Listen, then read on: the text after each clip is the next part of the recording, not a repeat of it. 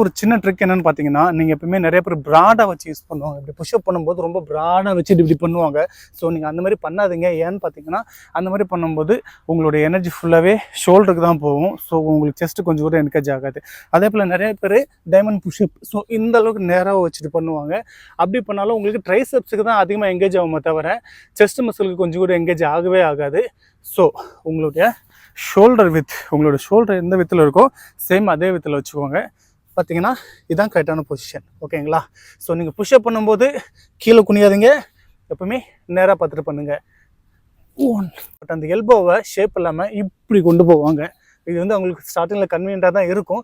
But இப்படி கொண்டு போகிறது வந்து ராங் பொசிஷன். உங்களுடைய எல்போ வந்து ரொம்பவே அஃபெக்ட் ஆகும், ஸ்ட்ரெயின் ஆகும், பயங்கர இன்ஜுரி ஆகிறதுக்கான சான்சஸும் அதிகம்.